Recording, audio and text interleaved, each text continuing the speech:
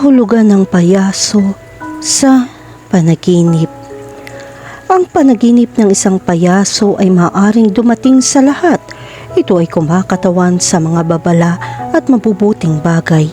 Minsan nakakatakot din ang panaginip na ito dahil ang mga payaso ay mahilig din magsagawa ng lagim. Gayunpaman, ang lahat ay nakasalalay sa kung ano ang nararamdaman mo tungkol sa mga payaso. Ang mga payaso ay nagpapahiwatig ng saya at kaligayahan. Kung nagkaroon ka ng ganitong panaginip, maaari ka rin magkaroon ng phobia sa mga clown o isang partikular na takot. Kung nagsasaya ka kamakailan, ang panaginip na ito ay isang pagpapakita ng kasiyahang ito. Gayunpaman, maaari ding itong mga hulugan na ang iyong buhay ay hindi ganon kasaya kamakailan at sinusubukan mong mabuhay. Ang panaginip ng isang payaso ay nagpapahiwatig din ng pinakamalaking takot na ikaw ay nag-aalala tungkol sa isang bagay sa partikular. Alam mo na may isang bagay na kinatatakutan mo sa katotohanan. Ang mga clown ay maaari din sumagisag na nalampasan mo lang ang isang tiyak na takot o direktang nahaharap sa isang problema. Sa wakas, ang panaginip na ito ay may mabuti at masamang kahulugan dahil sa mga nakakatawang karakter na maaaring magpatawa sa iyo. Gayunpaman, ang mga payaso ay maaaring lumitaw sa mga panaginip at maging sanhi ng gulat, lalo na sa mga bata na takot sa mga clown. Kahulugan ng panaginip tungkol sa isang killer clown. Ang panaginip na ito ay nagpapahayag ng iyong paniniwala na ang lahat ay okay.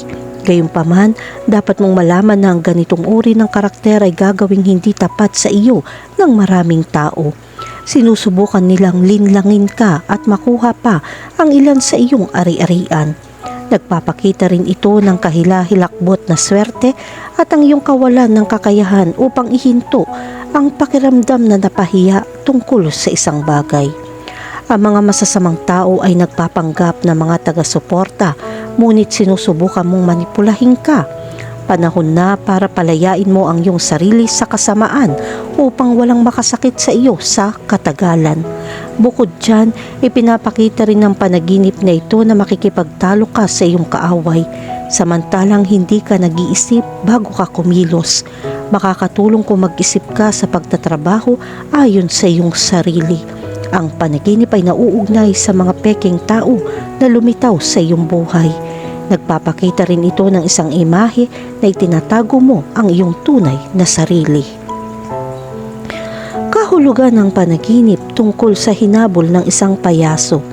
Kapag nanaginip ka ng isang payaso na humahabol sa iyo, ito ay nagpapahiwatig na ikaw ay natatakot sa mga problemang kailangan mong harapin.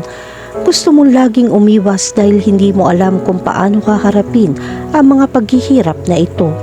Ang panaginip na ito ay nagpapakita ng isang lihim na matagal mo nang itinatago. Marahil ay may itinago ka at ang iyong subconscious ay nagpapadala ng mensahe upang simulan itong ipahayag sa publiko. Ang panaginip na ito ay isa rin senyales na maaaring hindi ka makakuha ng tulong mula sa mga tao kung kailangan mo sila. Kahulugan ng panaginip tungkol sa isang tumatawang clown. Ang panaginip na ito ay nagpapahiwatig na sa tingin mo ay hindi mo intensyon na magsaya o mag-enjoy sa mga hindi pangkaraniwang bagay sa oras na ito. Sinasabi sa iyo ng panaginip na ito na kailangan mong magbakasyon upang masiyahan sa buhay. Kung pagtawanan ka ng clown, ipinapakita nito na mali ang iyong kilos na maaaring makapinsala sa iyo.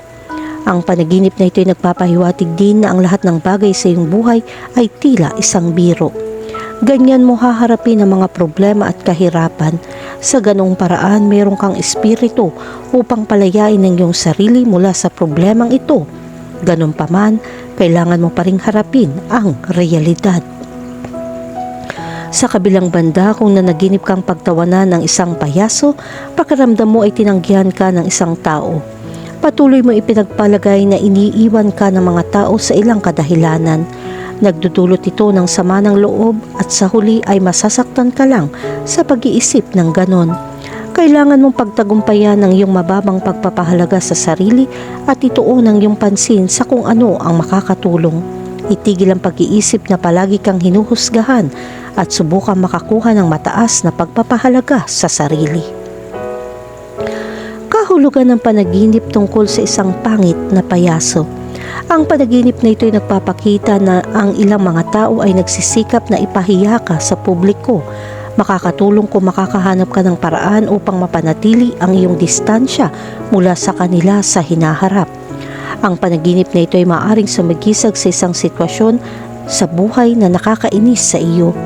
Kung nanaginip ka ng isang pangit na payaso, nagpapakita rin ito na hindi mo binabaliwala ang iyong konsensya. Ito ay magpapabangkarote sa iyo at hindi mo papansinin ang mga moral at magpapabagsak sa iyong reputasyon.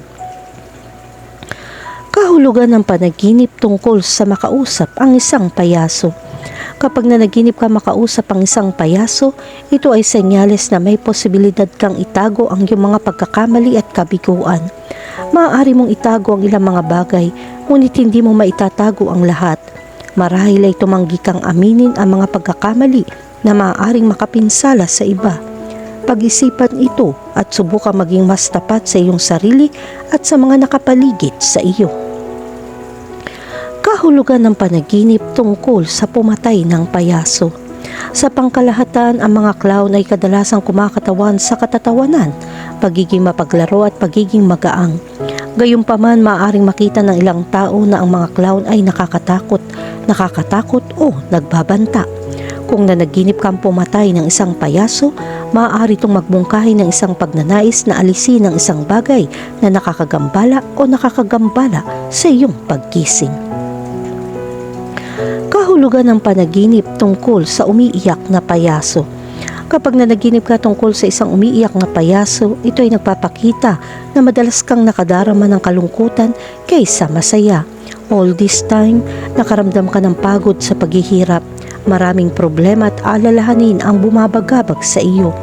Ginagawa nitong kailangan mong matutong tumakas mula sa isang masamang yugto.